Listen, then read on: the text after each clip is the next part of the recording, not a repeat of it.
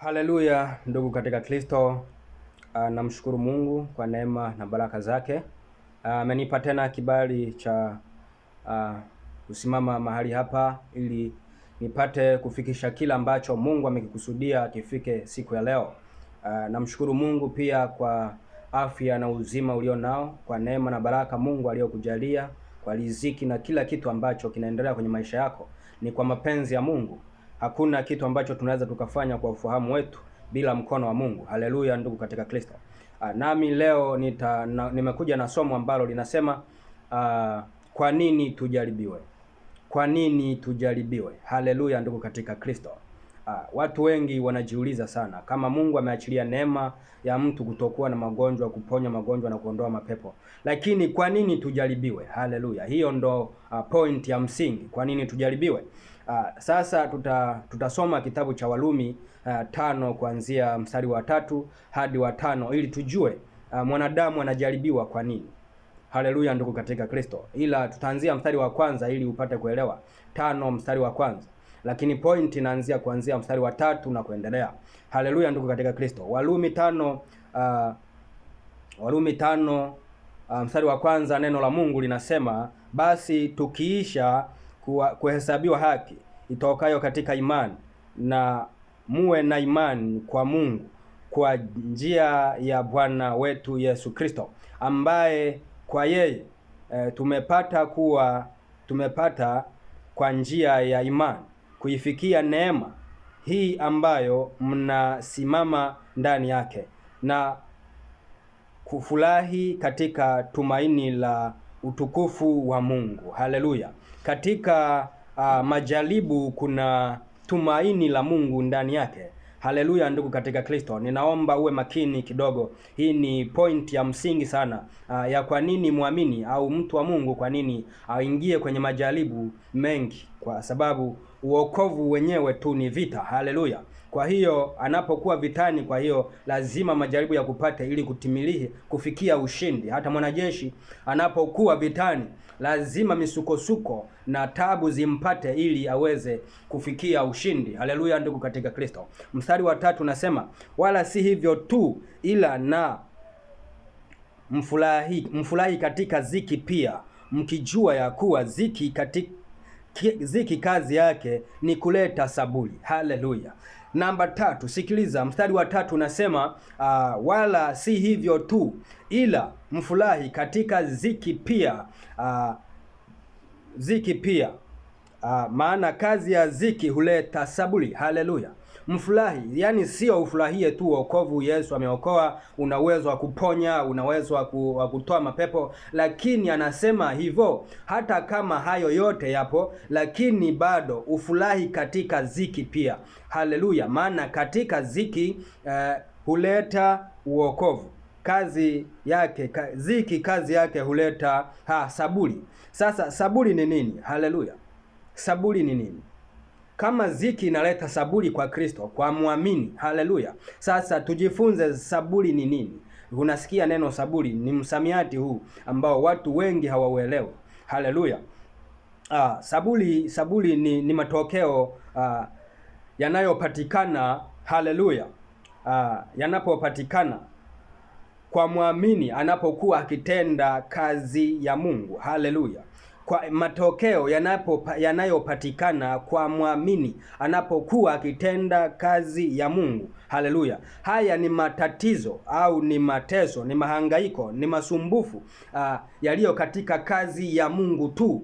Kwa hiyo ukitaja saburi au kwamba napitia haya kwa ajili ya Yesu, ni yale ambayo yanakupata unahubiri neno la Mungu, ni yale yanayokupata unatoa unakemea neno la Mungu, ni yale yanayokupata unainjilisha, ni yale yanayokupata unafanya kazi ya Mungu. Kwa hiyo yale matatizo yote ambayo yanapatikana katika kuitenda kazi ya Mungu, haya yanaitwa saburi katika Kristo. Kwa hiyo hizi saburi katika Kristo zina maana, kwa sababu saburi katika Kristo zinamsababisha, zinamsukuma mtu kufikia lile tumaini ambalo Mungu ameliweka ndani yake.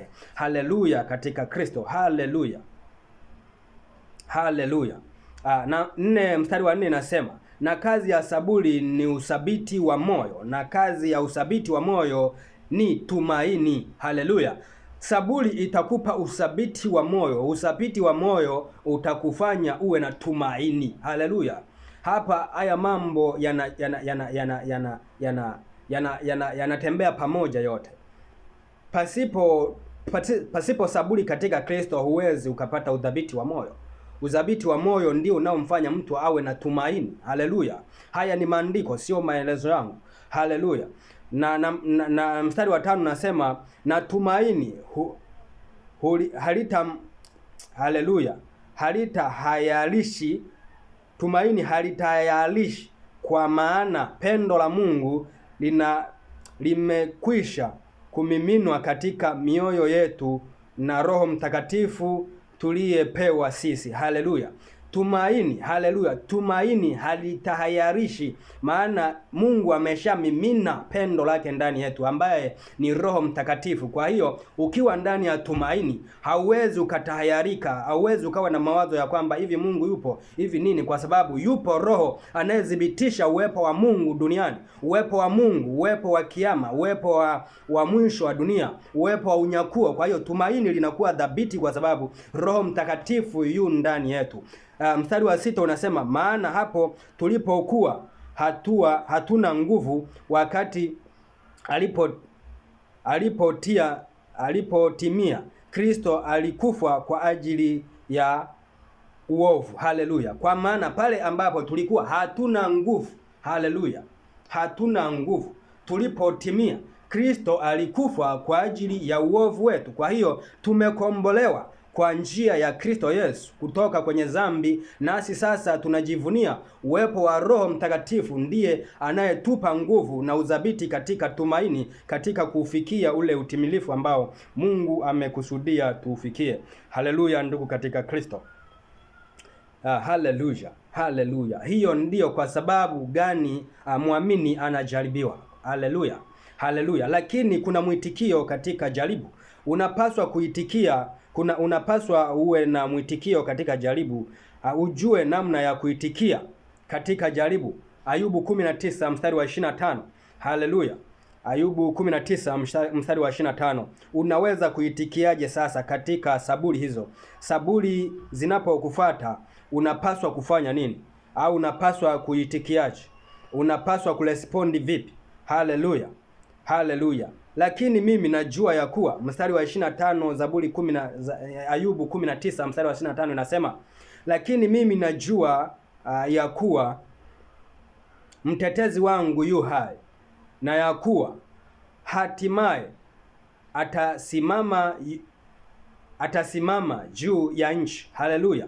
Lakini mtetezi wangu yu hai, hatimaye atasimama juu ya nchi. Kwa hiyo hili ni mwitikio katika majaribu, ni mwitikio katika saburi katika Kristo. Haleluya, kwamba tunajua katika haya tunayoyapitia, hatimaye Bwana yu hai, Bwana yu hai. Haleluya, Mungu yuko hai, na hatimaye siku iliyoamuliwa Bwana atakuja na atasimama juu ya nchi. Kwa hiyo haya yote yana mwisho. Katika yote ambayo Mkristo anayapitia au mtumishi wa Mungu anayapitia kwenye maisha ya wokovu, kwenye maisha ya kutenda kazi ya Mungu, katika hayo yote kuna mwisho wake, maana Kristo yu hai na atakuja kuhitimisha hilo jambo. Haleluya, ndugu katika Kristo. Na wewe utapata stahiki yako na taji lako ambalo umeandaliwa kwenye ufalme wa Mungu, na hatimaye utavalishwa mwili mpya na utamlaki Bwana mawingoni. Haleluya, ndugu katika Kristo.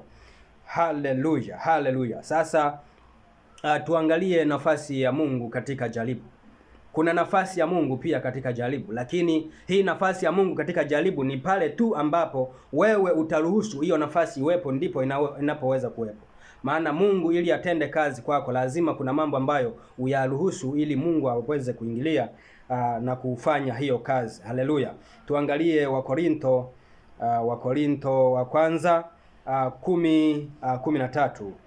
Sura ya 10 mstari wa 13 inasema, jaribu halikuwapata ninyi isipokuwa lililo kawaida ya mwanadamu, ila Mungu ni mwaminifu, ambaye hatawaacha mjaribiwe kupita mwezavyo, lakini pamoja na hilo jaribu atafanya mlango wa kutokea, ili muweze kustahimili. Haleluya, ndugu katika Kristo. Hii ni nafasi ya Mungu katika saburi ambazo zinakuja kwenye maisha yako, katika majaribu ambayo yanakuja kwenye maisha yako, ndani ya wokovu, ndani ya utumishi wako. Neno la Mungu linasema jaribu halikuwapata ninyi isipokuwa lile lililo kawaida ya mwanadamu. Jaribu ambalo linakuja kwenye maisha yako liko level yako ya kulitatua. Haleluya. Hata hivyo, ila Mungu ni mwaminifu, ambaye hata waacha mjaribiwe kupita mwezavyo, lakini hata kuacha ujaribiwe kupita uwezavyo, kwa sababu Mungu yu pamoja nawe, anakuangalia unapoyaishi mapenzi yake. Mungu anakuwa pamoja nawe, anakuangalia na anakufuatilia ili aweze kulitimiza neno lake. Kwa hiyo, ila Mungu ni mwaminifu, ambaye hata waacha mjaribiwe kupita mwezavyo, lakini pamoja na ile jaribu atafanya mlango wa kutokea ili muweze kustahimili.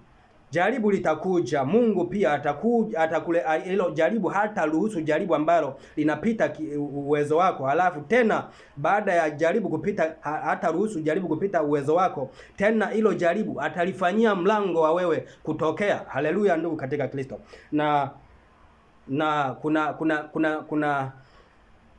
kuna majaribu mengi ambayo yanakuja, mwanadamu anayaona ni kama makubwa sana au yamemwelemea, lakini kimsingi ni kupungukiwa kwa neno na hofu ambayo shetani ameshaipandikiza kwako. Lakini ukituliza akili na ukiyaishi mapenzi ya Mungu, hilo jaribu lina mlango wa kutokea. Ndiyo mapenzi ya Mungu. Haleluya. Na hiyo ndiyo nafasi ya Mungu katika jaribu. Haleluya, ndugu katika Kristo. Haleluya. Haleluya. Haleluya. Hiyo ndiyo nafasi ya Mungu katika jaribu. Haleluya. Mungu awabariki sana, na ninaomba utumie muda kufikiria na kutafakari neno hili ili uweze kupata neema na baraka kubwa kwa Mungu kupitia haya. Usitahayarike kwa jambo lolote, kwa jaribu lolote ambalo linakuja kwenye maisha yako. Ujue hilo jaribu lilopewa, Mungu anajua kuwa unalimudu, na Mungu yuko pamoja nawe, na umuombe Mungu, maana ameshasema atakupa mlango wa kutokea. Kwa hiyo uchunguze na uangalie katika hilo jaribu, Mungu atakupa mlango wa kutokea. Kwa kuyaishi mapenzi ya Mungu na kufuata mienendo ya Mungu, hilo mlango utauona na utaweza kutoka kwenye jaribu hilo. Mungu akubariki sana.